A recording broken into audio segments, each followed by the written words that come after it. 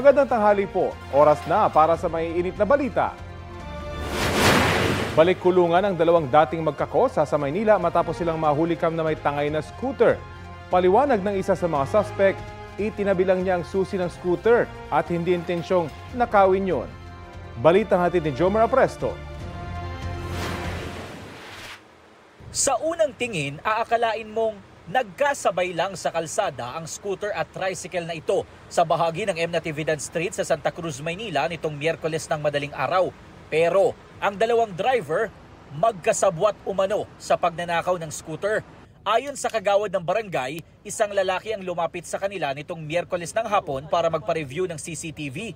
Nawala umano kasi ang scooter niyang ipinarada sa bahagi ng Felix Huertas. Base sa investigasyon ng pulisya, sakay ng isang tricycle ang dalawang sospek na nagpaikot-ikot sa bahagi ng Blumentritt. Hanggang sa natsyempohan nila ang isang motorsiklo na may nakakabit pang susi. Nag-backtracking po yung mga nag-responde nating pulisya ng Blumentritt PCP. Doon nga nila nakita yung tricycle na involved. Arestado ang dalawang sospek. Nabawi ang scooter na ibebenta raw sana sa halagang 25,000 pesos. Itinanggi yan ng isa sa mga sospek. Concern lang ako sa may-ari kasi kaibigan ko na nakawan din ng motor. Ngayon, tinabi ko lang po yung susi nun. Hindi ko pa ibibenta. Sabi naman ng tricycle driver na umano'y kasabwat niya, nilapitan lang siya ng sospek sa pilahan at inalok na magbenta ng scooter kaya siya sumama. Nadamay lang din po talaga dyan, sir. Naghahanap buhay po talaga ako. Napag-alaman naman ng pulisya na dating magkakosa ang mga sospek na nooy nakulong dahil sa kasong may kinalaman sa iligal na droga. Naharap ang dalawa sa reklamong paglabag sa RA 10883 o ang New Anti-Carnapping Act of 2016. Jomer Apresto nagbabalita para sa GMA Integrated News.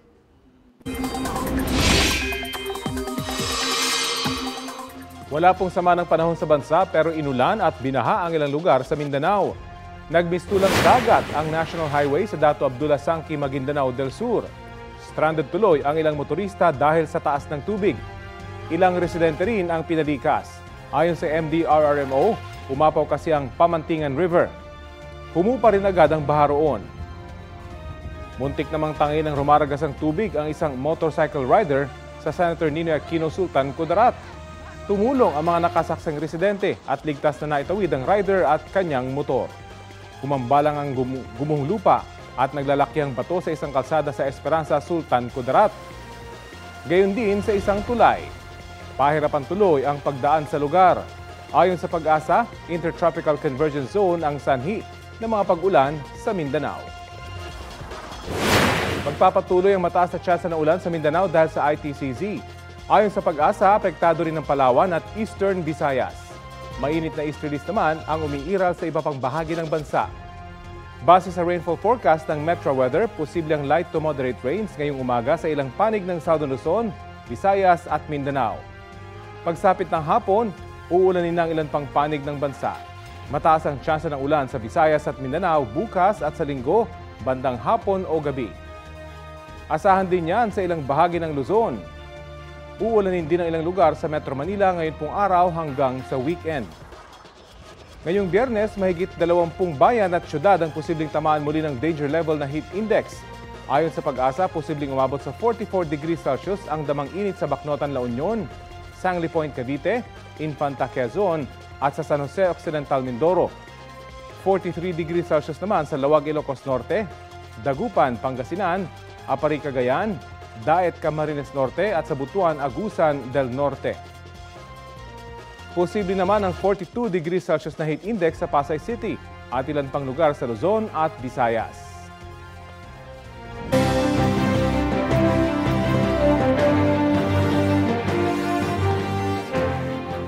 Naitala raw ng Commission on Elections ang pinakamataas na voter turnout sa isang midterm election ngayong eleksyon 2025. Inaasahan naman ngayong weekend ang proklamasyon ng 12 nanalong senador. Balitang hatid ni Jamie Santos.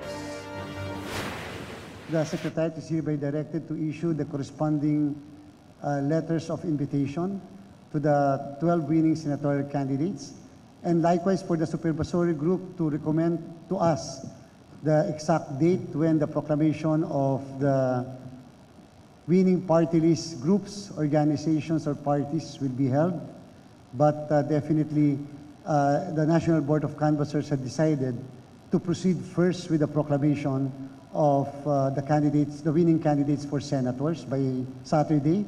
Inatasan na ni COMELEC Chairman George Garcia ang Supervisory Committee na maglabas ng resolusyon para sa proklamasyon ng 12 nanalong senador sa Sabado. Sa final at official canvas na inilabas ng COMELEC na umuupong National Board of Canvassers, pasok sa Magic 12 ng senatorial elections sina Bongo, Bam Aquino, Bato de la Rosa, Erwin Tulfo, Kiko Pangilinan, Rodante Marcoleta, Ping Lacson, Tito Soto, Pia Cayetano, Camille Villar, Lito Lapid at Amy Marcos.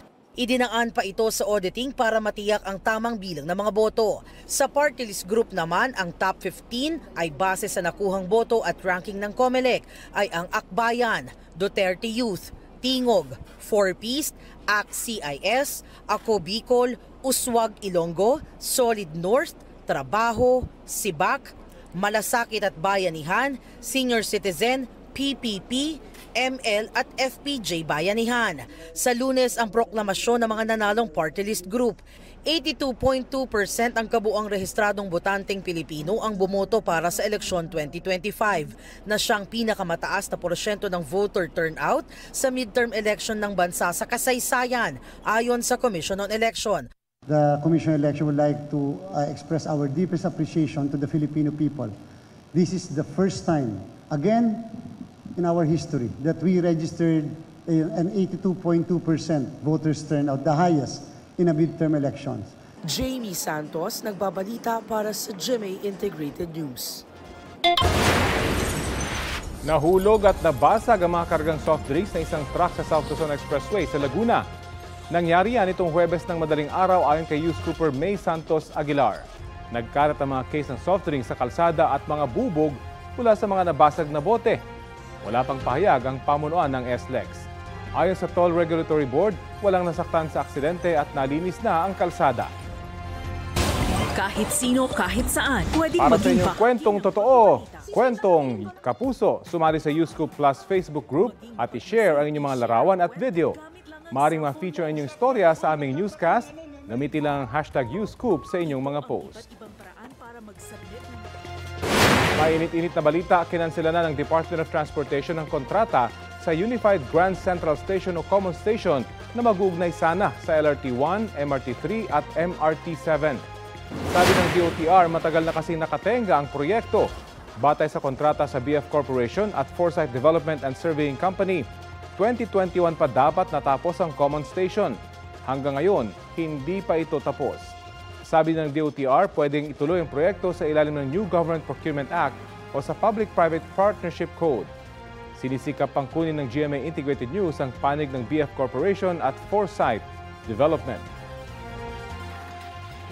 Arestado ang isang lalaki sa Cainta Rizal na wanted dahil sa umuning panggagahasa at pagbabanta sa kalibin ng kanyang kaibigan. Depensa ng akusado, hindi niya pinilit ang biktima. Balitang hatid ni Bea Pinla. Tahimik at nakayuko na lang ang 32 anyos na lalaking ito nang arestuhin siya ng pulisya sa Barangay Santo Domingo, Cainta Rizal nitong Miyerkules sa bisa ng warrant of arrest para sa kasong rape. 3 taon na ang nakalilipas ng umano'y gahasain at pagbantaan niya ang nooy 21 anyos na kinakasama ng kaibigan niya. Nilapitan ng ating biktima itong ating akusado dahil 3 araw nang hindi umuwi yung kanyang live-in partner na kaibigan ng ating akusado. So pinapunta ng ating akusado yung biktima sa kanyang tinitiran. Ang ipinangako umano ng akusado, tutulungan ng biktima na hanapin ang live-in partner niya. Yun po ang cover story, yun po ang pahayag niya sa biktima, tutulungan siyang hanapin. Sa pag-aakala naman po na talagang tutulungan itong biktima, pumunta po siya sa tinitiran. Doon po ginawa ang panghalay sa kanya ng ating akusado. Pinagbantaan pa raw ng akusado ang biktima. Itinanggi niya ang paratang. Pumayag naman po siya. Siya naman po may gusto, hindi naman po ako. Niyakap niya ako. Ayun na. Para po makalabas na po ako. Wala naman po ako kasalanan. Gusto naman po niya yun . Ayon sa pulisya, dati nang nakulong ang lalaki dahil sa iligal na droga at pagsusugal. Walang piyansa ang kasong rape na kinakaharap niya. Bea Pinlac, nagbabalita para sa GMA Integrated News. Ito ang GMA Regional TV News. Mainit na balita mula sa Luzon, hatid ng GMA Regional TV. Pasintabi po sa mga kumakain. Piniperwisyo ng sangkaterbang langaw ang Barangay Upper Binugsakan sa Ginubatan, Albay. Chris, saan daw galing yung mga langaw? Rafi, sinisisi ng mga residente ang kalapit na manukan at dressing plants sa pagdami ng mga langaw. Apektado raw kasi ang pamumuhay ng mga residente doon, pati na sa iba pang barangay. Mula sa kanilang pagkain hanggang sa pagtulog, walang patid ang pagdapo ng mga langaw. Nag-inspeksyon na ang mga otoridad para alamin ang pinagmumula ng mga langaw. Inisyuhan na rin ng munisipyo ng cease and desist order ang manukan para isara ang 2 dressing plant nila hanggat hindi pa naaayos ang kanilang pest control program. Sinusubukan bang kunan ng pahayag ang may-ari ng manukan. Milyong piso naman ang halaga ng umano'y tsabu ang nasabat sa 2 operasyon sa gitnang Luzon. Sa Angeles, Pampanga, arestado ang 2 sospek kabilang na ang isang Chinese national sa Barangay Santo Domingo. Nasabat sa operasyon ang mahigit sa 100 kilo ng umano'y shabu na nakalagay sa 76 na tea bag. Tinatayang nasa 680 million pesos ang halaga niyan. Nakumpiska rin sa operasyon ng isang SUV, isang cellphone, driver's license ng mga sospek at ang perang ginamit sa buy-bust. Walang pahayag ang mga nahuling sospek na maharap sa reklamong paglabag sa Comprehensive Dangerous Drugs Act. 3 naman ang arestado sa drug buy-bust operation sa Norsagaray, Bulacan. Nasabat sa mga sospek ang 30 kilo ng umano'y shabu na nakalagay sa 30 tea bags na nagkakahalaga naman ng 204 billion pesos. Ayon sa mga pulis, isang Chinese national ang nasa likod ng operasyon. Maharap din ang mga nahuling sospek sa reklamong paglabag sa Comprehensive Dangerous Drugs Act. Wala rin silang pahayag. Idineklarang null and void ng Court of Appeals ang desisyon noong 2023 ng Muntinlupa Regional Trial Court Branch 204 na nag-absuelto kay dating Senador Laila de Lima sa kasong may kaugnayan sa iligal na droga. Ibinabalik din ng CA ang kaso sa Muntinlupa RTC. Sabi naman ni de Lima, hindi nangangahulugan ang CA decision na wala ng bisa ang kanyang acquittal. Balitang hatid ni Darlene Kai. Answered prayers. Glorious day. This is the beginning of my vindication. May 2023 nang ma-acquit ng Muntinlupa RTC Branch 204 si dating Senadora Laila de Lima sa kasong paglabag sa RA 9165 o ang Comprehensive Dangerous Drugs Act kaugnay sa kalakalan umano ng droga sa Bilibid. Ang akusasyon noon kay de Lima, tumanggap umano ng 10 milyong piso ang nooy Justice Secretary mula sa drug trade noong 2012 para sa kanyang senatorial campaign. Isa si dating Bureau of Corrections OIC Rafael Ragos sa mga nagdala umano ng pera sa bahay ni de Lima sa Parañaque. Pero kalaunan, binawi ni Ragos ang kanyang testimonya at sinabing tinakot lang daw siya.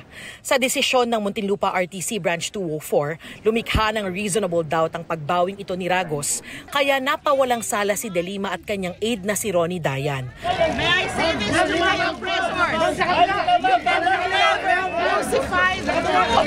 Pinagtibay ng RTC ang desisyon Hulyo ng taong yun. Ang Solicitor General naghain ng petition for certiorari sa Court of Appeals noong September 2023. Ngayon, lumabas na ang desisyon ng CA 8th Division. Iniutos na ibalik ang kaso sa Muntinlupa RTC Branch 204. Sa desisyon ng CA, sinabing ang tanging basihan lang ng pag-absuelto kay de Lima ay ang pagbawi ng testimonya ni Ragos. Pero wala raw detalyadong diskusyon tungkol sa mga pahayag na binawi ni Ragos, kaya mahirap daw intindihin ang rason sa naging desisyon ng korte.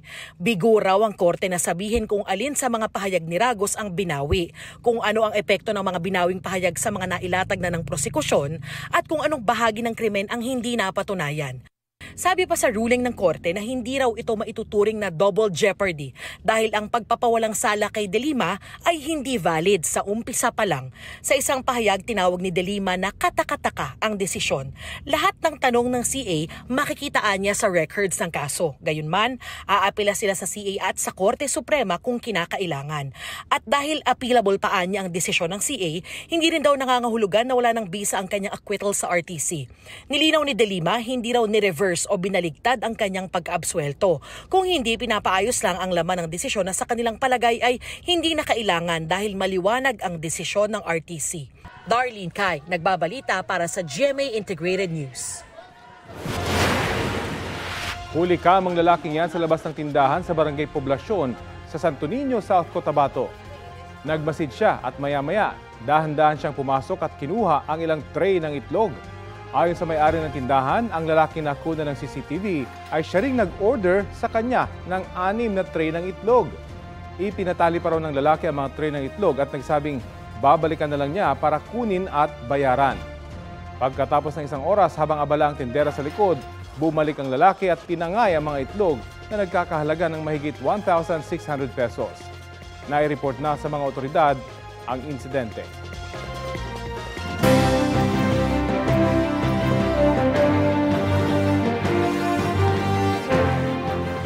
Ayon sa mga eksperto, malaki ang kinalaman ng sentimiento ng publiko sa bangayang Marcos Duterte kung paano sila bumoto nitong eleksyon 2025. Kaya may mga kandidato rin daw na nakabenepisyo mula rito. Balitang hatid ni Joseph Moro.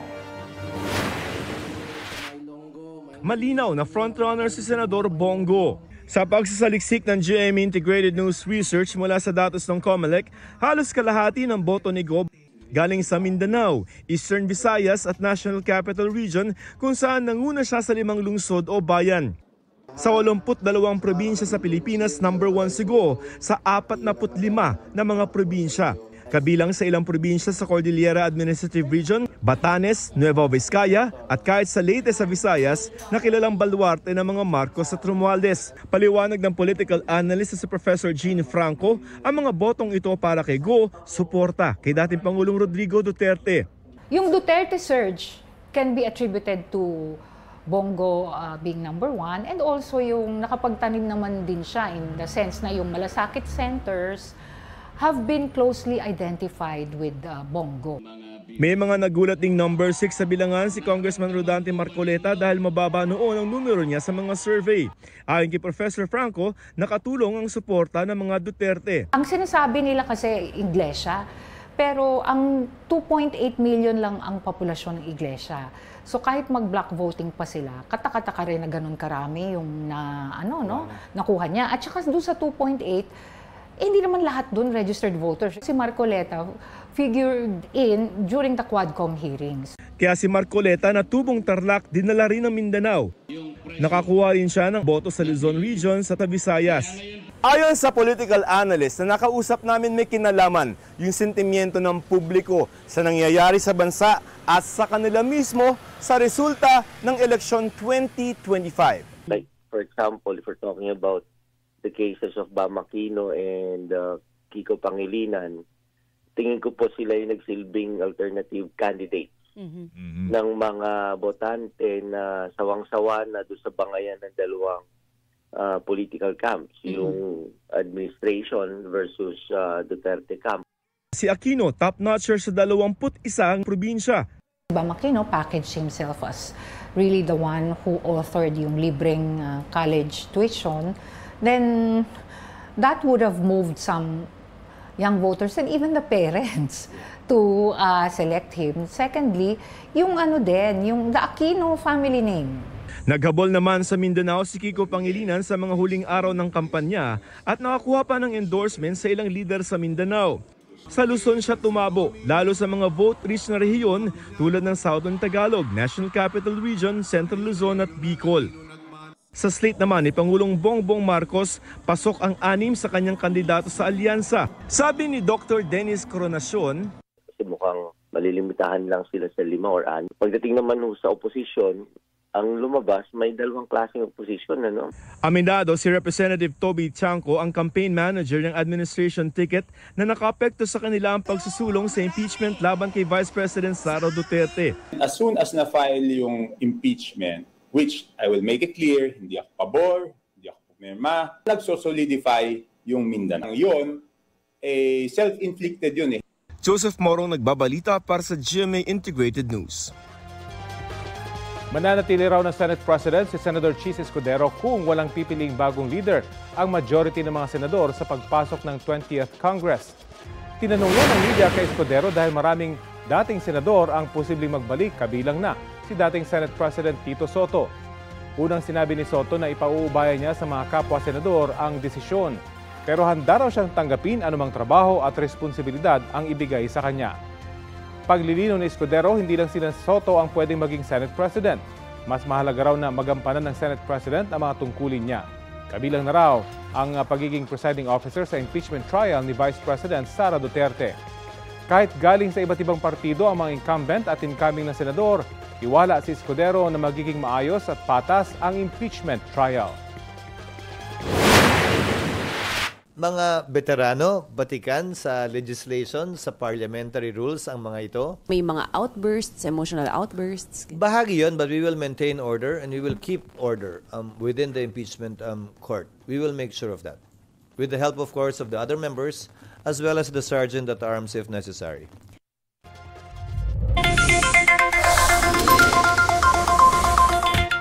Abiso po sa mga motorista, ihanda na ang budget dahil may inaasahang oil price hike sa susunod na linggo.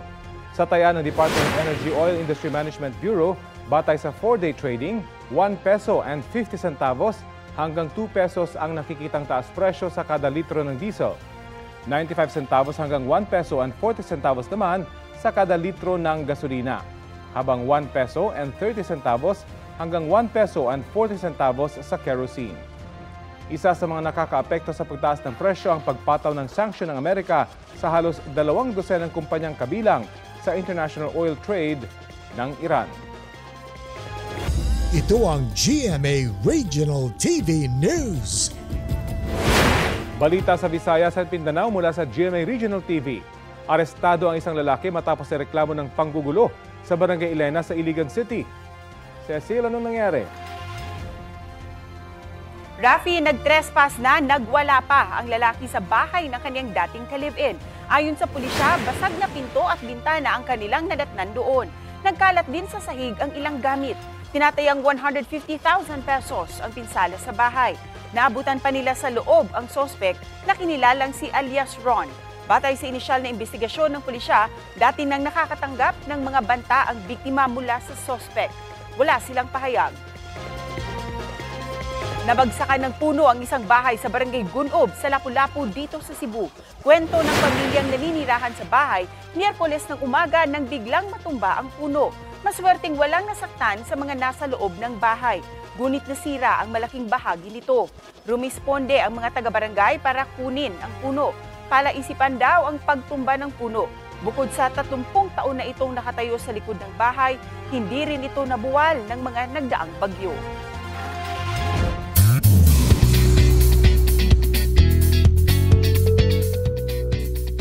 Mga mare at pare, inaresto ng mga pulis ang American singer-songwriter na si Chris Brown.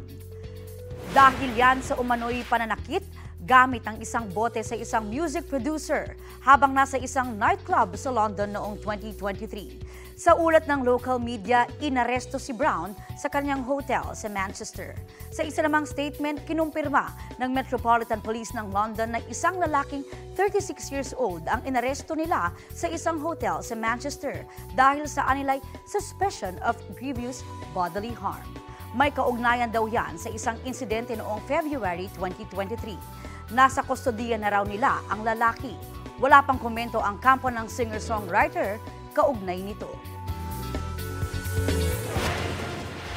Sa kuha ng CCTV na yan sa Barangay Dajangas South sa General Santos City, makikita ang lalaki na pumesto sa labas ng isang vulcanizing shop. Pintuan at nagmasid-masid. Hanggang sa maya-maya pumasok na siya sa loob ng shop. Paglabas niya, may dala na siyang grinder at saka umalis. Maya-maya, bumalik siya sa shop at tumupo malapit sa isang tricycle na nagpapavulcanize. Nang matapos sumakay ang lalaki sa likod ng tricycle at umalis.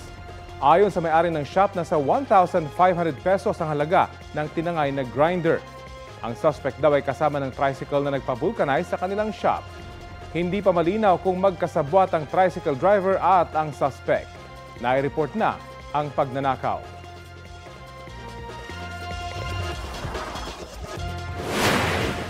Pinaaresto ng Angeles City Regional Trial Court sina dating presidential spokesperson Harry Roque Cassandra Leong at 48 iba pa. Para yan sa kasong qualified human trafficking kaugnay sa Lucky South 99 Pogo sa Porac, Pampanga. Ayon sa warrant, may sapat na basihan ng koneksyon ng mga akusado sa Lucky South 99 Pogo na pugad umano ng scam, torture at iba pang iligal na aktibidad. Walang piyansa ang naturang kaso. Si Roque ay abogado ng Whirlwind Corporation, ang may-ari ng kinatitirikang lupa ng Lucky South 99 Pogo. Giit niya, hindi makatarungan ang ginagawa sa kanya at idadagdag daw niya ito sa basihan ng kanyang asylum application sa the Netherlands. Gagawin daw ni Roque ang lahat ng posibleng legal na hakbang para sa nanganganib niyang buhay at kalayaan. Tumanggi munang magbigay ng komento ang abogado ni Ong na si Attorney Ferdinand Topacio dahil pinag-aaralan pa raw niya ang arrest warrant.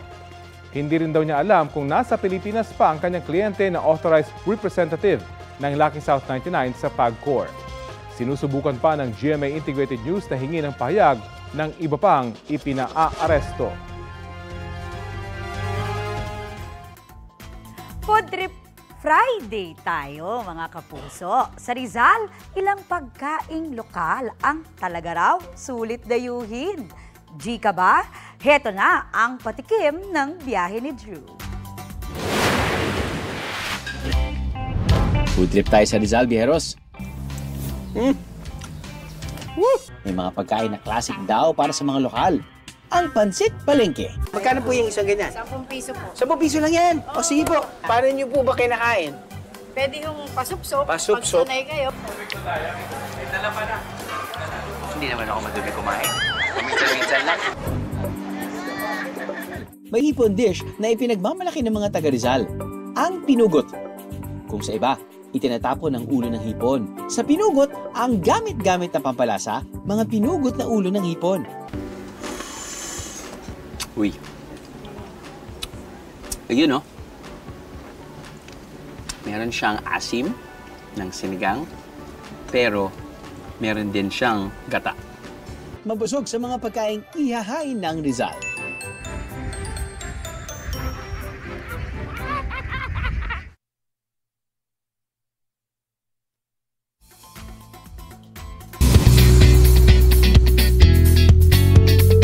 Abisala mga mare at pare, update tayo sa ating New Generation Sangres. At habang buhay na mamaling po. Isang lalaki na umibig. Bago mapanood bilang si Sangre Adamus, bibida muna si Sparkle star Kelvin Miranda sa episode ng Magpakailanman bukas, Sabado. Masasangkot ang character ni Kelvin sa kakaibang love conflicts. 3 magkakapatid kasi ang makakarelasyon niya. Kasama niya sa episode sina Thea Tolentino, Ara San Agustin at Lizelle Lopez. 8:50 na yan bukas sa GMA. Dagdag pa ni Kevin, excited na siya na mapanood sa TV ang Encantadia Chronicles Sangre. Natutuwa po ako, parang lahat po nung pinaghihirapan namin, unti-unti nang nakikita ng mga audience and maraming natuwa sa mga nakapanood and nakakakita ng mga lumalabas na promo ng Sangre. Isa kang tunay na Sangre, Tera. Ikaw ay may taglay na kakayahan. Dagdag excitement ang hatid ng mga panibagong character plug ng iba pang karakter sa Sangre. Astigin at mayayanig ka sa mga fight scene na ipinakita ni Tera played by Bianca Umali. Lalo tila mala superhero ang Peg. Idagdag pa ang misteryo kung bakit siya nasa mundo ng mga tao. Sizzling hot naman ang pasilip sa karakter ni Flamara played by Faith Da Silva. Hindi rin nagpahuli sa mga fight scene si Flamara sa mundo ng Encantadia.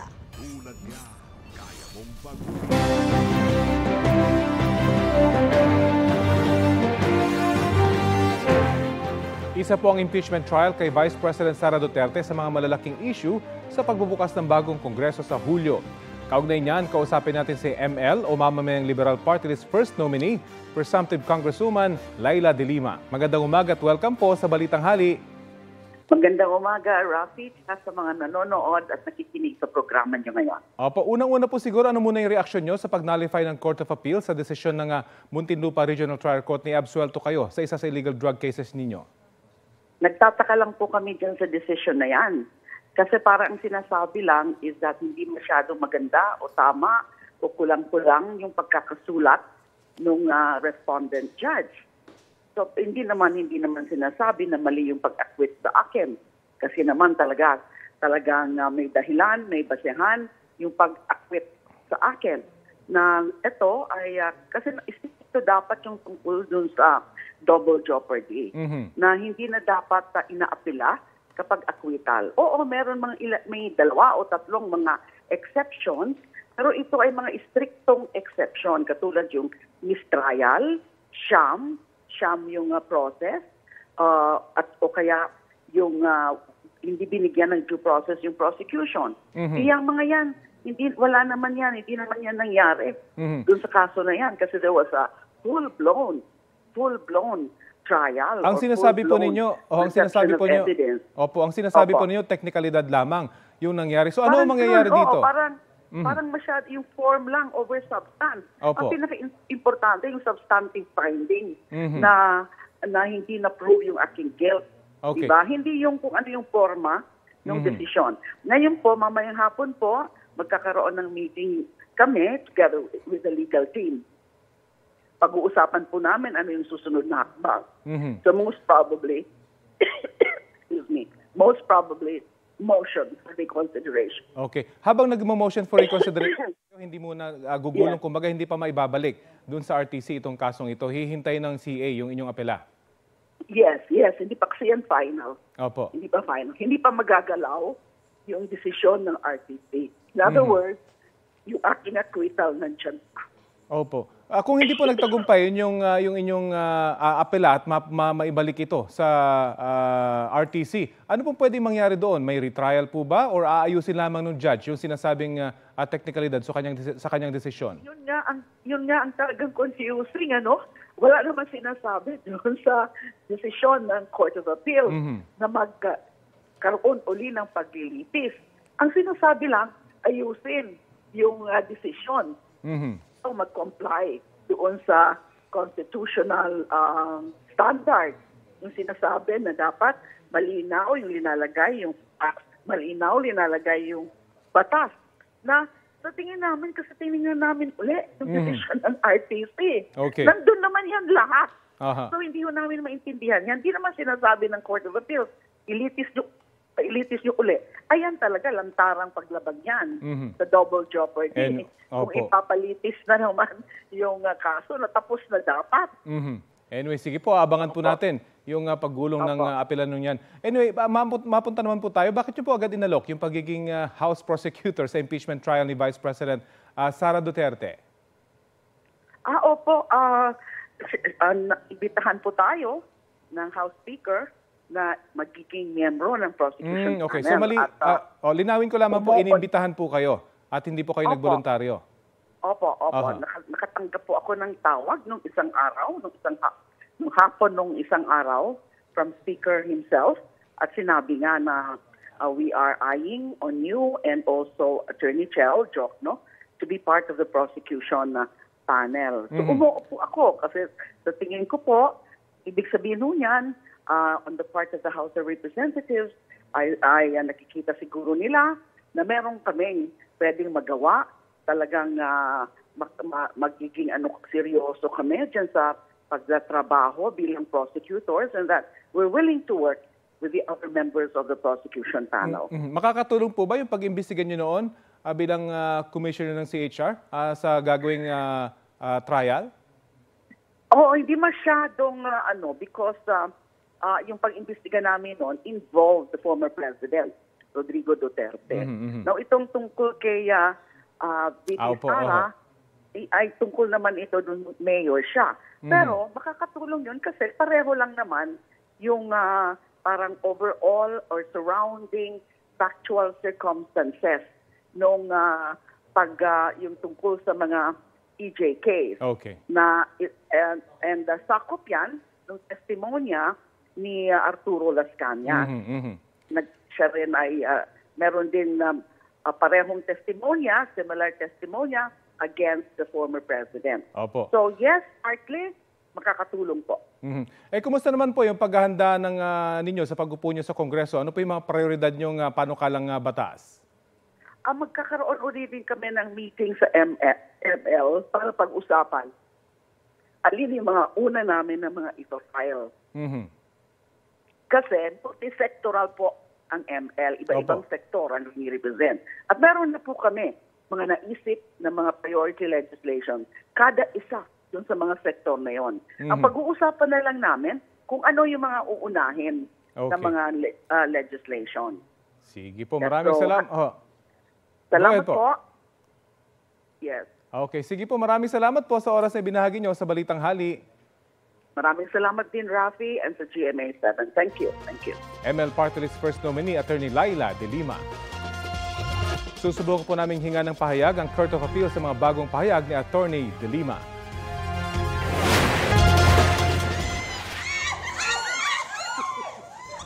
Pinagtulungan ng mga otoridad na ipasok sa sako ang isang sawa na nasagip mula sa kisame ng isang bahay sa Barangay Basak sa Lapu-Lapu City. May habayang 3 metro at may bigat na 30 kilo. Sugatan naman ang isang lalaki matapos matuklaw habang sinusubukang pulihin ang sawa. Ayon sa Community Environment and Natural Resources Office, hindi naman venomous o walang laso ng sawa. Nagsisilabasan daw ang mga ahas dahil sa epekto ng mainit na panahon.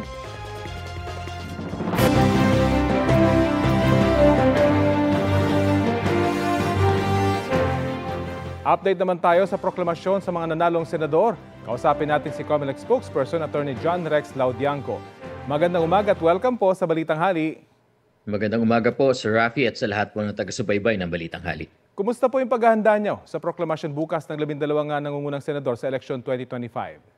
Tuloy-tuloy na po, ibinabalangkas na lang po yung pinal na resolusyon na babasahin po bukas na naglalaman po nung 12 senador na nanalo po, kasama na po ng pinal na bilang din ng kanilang boto. Ito po kasi yung talagang binabasa natin para po maiabot sa kanila yung kanilang mga certificates of proclamation. Nagkumpirma po ba lahat na dadalo?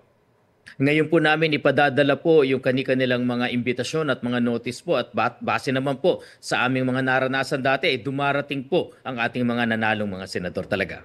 Sino po yung dapat or pwedeng kasama lamang dun sa proklamasyon?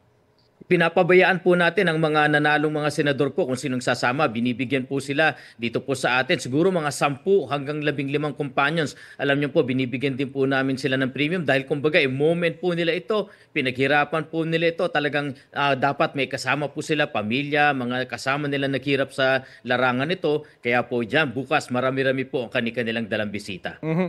Kung sakali po, pwede po ba yung proclamation in absentia? May ganito na po ba kayong karanasan? Maaari naman po yan dahil alam niyo po yung ating pagtataas ng kamay, mga ceremonial po yan eh. Yung talaga pong kinakailangan ay yung Certificate of Canvass and Proclamation. Maaari naman po yan. Ano naman po yung asahan natin sa proclamation ng mga party list groups sa Lunes?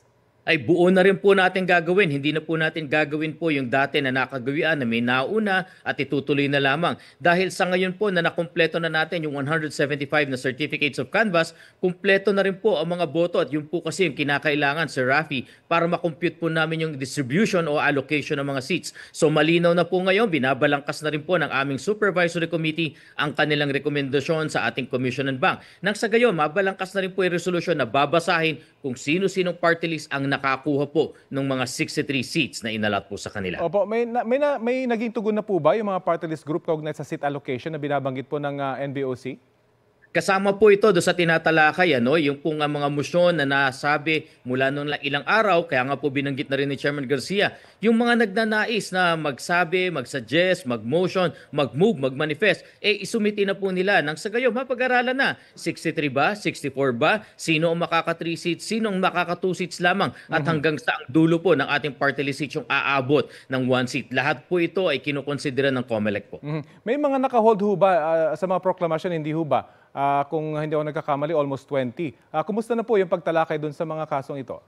Tutuloy-tuloy po yan, Sir Rafi, no? Alam niyo po, yung Order of Suspension of Proclamation, talagang ginawa po ng COMELEC yan, hindi para sa kung ano man, harangin, kung hindi para po magtuloy-tuloy ang paglilitis ng kaso. Alam niyo po, kung mapapatunayan naman doon sa paglilitis na talagang hindi naman po napaglabag ang batas, walang problema, makapagpoproklama po kami. Kung sakali naman po talaga na maituturing na disqualified siya sa pagkakalabag ng batas, mauwi po talaga ito doon sa tuloy-tuloy na paggulong ng kaso. Maari naman din po umakyat sa Korte Suprema sa anumang desisyon ng COMELEC patungkol dito. Ano pong general assessment nyo sa election 2025? May mga good practices ba na pwedeng gawin ulit sa 2028?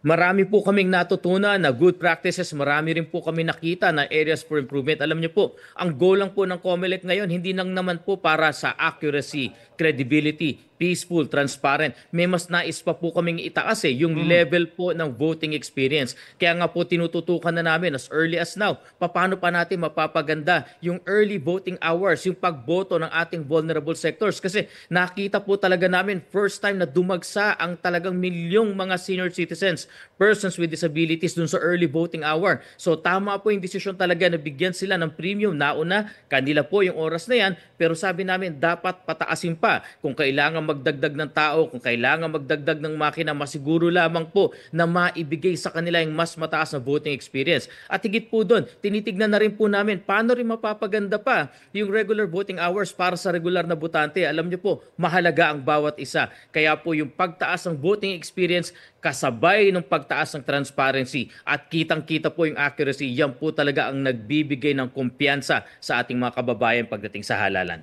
Okay, maraming salamat po sa oras na binahagi nyo sa Balitang Hali. Maraming salamat po. Mabuhay po kayo. COMELEC spokesperson Attorney John Rex Laudianco. Nasawi ang isang Pinoy mountaineer na sumubok akyatin ang pinakamataas na bundok sa mundo, ang Mount Everest. Narito ang aking report. Dito literal na masasabing nasa ibabaw ng mundo ang isang tao. Nasa taas na 29,000 talampakan, ang summit ng Mount Everest. Higit pa sa malaking hamon ng pag-akyat, ang mabagsik na klima at paligid, kabilang ang panganib ng avalanche o mabilis na pagdaos-dos ng nyebe. Sa kabila niyan, hindi bababa sa 6 na Pilipino ang nakatapak sa tuktok noong 2006 at 2007. Matapos ang 18 taon, sumabak din sa tinawag niyang climb of a lifetime si Engineer Philip PJ Santiago. Ever since I was a child, I've always had this urge of wanting to see the edge and to come back and tell my story about it. Pero may iba pang pakay si Engineer sa kanyang pag-akyat. Di lang pansarili kundi pagsuporta sa kanyang advokasya para sa Clean Water Philippines at paglaban sa children's cancer. Cure children's cancer. Climbing Mount Everest is very little compared to the battles these little warriors are facing every day. And we aim to give attention and awareness to their plight and for their cause. Naglaan ng matagal na preparasyon si PJ para sa Mount Everest Summit Climb. Kabilang ang pagtakbo ng marathon o 42 kilometers habang suot ang isang backpack na may bigat na 15 kilo. Sumabak din si PJ sa ice at snow climb training. 2 beses siyang nagpabalik-balik sa Nepal para akyatin ang Everest Base Camp noong 2023 at isang maliit na bundok noong nakarang taon. Nitong Abril, tumulak na siya pa Nepal para sa pag-akyat sa summit kasama ang pinsang si Carl Santiago bilang base camp support staff. Bahagi si Engineer PJ na isang climbing group na kinabibilangan ng mga climber mula sa iba't ibang bansa. Noong nakarang linggo, tinamaan ng avalanche ang grupo ni Philip. Bagamat bahagyang nawala ng malay at nasugatan sa pisngi, pinatuloy siya sa summit push ng kanilang doktor matapos ang 6 na araw na pahinga. Sa Camp 4, huling nakitang buhay si Philip. Taon-taon may namamatay na climber sa Mount Everest. Base sa datos mula sa The Himalayan Database na nagtatala ng mga expedition sa Nepal-Himalaya, nasa 340 ang nasawi mula 1921 hanggang Setyembre noong nakaraang taon. Ngayong taon, si Philip ang unang non-local doon na nagbuwis ng buhay sa bundok. Sa ngayon, hindi pa naibababa ang kanyang labi. Hindi pa malinaw kung ano ang sanhi ng kanyang pagpanaw. Family, friends, supporters and sponsors, we thank you. Together, let's do this. Rafi Tima nagbabalita para sa GMA Integrated News. Ito ang GMA Regional TV News. Halos ₱1 milyong halaga ng pekeng umanong sigarilyo ang nasabat sa Arayat, Pampanga. Ayon sa pulisya, naharang nila ang dalawang sospek sa isang COMELEC checkpoint sa barangay Mapalad. Nakumpiska rin ang puting van ng mga sospek at 60 kahon ng sigarilyo na walang kaukulang dokumento. Mahaharap ang mga sospek sa reklamong paglabag sa Consumer Act, Intellectual Property Code at Tariff and Customs Code of the Philippines. Wala silang pahayag. Arestado ang 6 na sospek na itunuturong nasa likod ng pang-hold up sa kapitan ng Barangay Suarez sa Kinugitan, Misamis Oriental. Ayon sa pulisya, pinasok ng mga armadong salarin ang bahay ng biktima pasado 3:00 ng madaling araw nitong Lunes. Pinadapa ng mga salarin ang mga tao sa bahay bago tinangay ang 40,000 pisong cash at 8 cellphone. Sa tulong ng GPS ng ninakaw na gadget, natunto ng mga otoridad ang mga sospek. Nabawi rin sa kanila ang pera at gadgets. Paglilinaw ng pulisya, hindi election-related violence ang insidente kahit nangyari ito noong araw ng eleksyon. Wala pang pahayag ang mga sospek. Mainit-init na balita, nag-high ng urgent motion ng MMDA para bawiin ng Korte Suprema ang temporary restraining order nito sa No Contact Apprehension Policy o NCAP. Sabi ni MMDA Chairman Rolando Artes na gawa na nila ng solusyon ng mga problema noon sa NCAP. Isasama raw ito sa bago nilang guidelines. Makatutulong din daw ang NCAP habang isinasaayos ang EDSA dahil hindi na makakadagdag sa bigat ng trapiko ang hinuhuling violators. August 2022 nang ilabas ng Korte Suprema ang TRO para mapag-aralan ng legalidad ng pagpapatupad ng NCAP. Kasunod ito ng batikos ng ilang transport group dahil sa mga issue gaya ng data privacy at pagmumulta sa mga paglabag na hindi ipinagbibigay alam sa motorista. Kung hindi man tuloy ang bawiin ng SC ang TRO, umaasa si Artes na papayagan silang gamitin ang NCAP sa mga bus na lumalabag sa batas trapiko. Tiyak na hindi mabibitin sa sustansya ang larong pabitin sa Gumaca, Quezon. Ang mga nakasabit kasi, hindi ang nakasanayang candy, kundi mga gulay.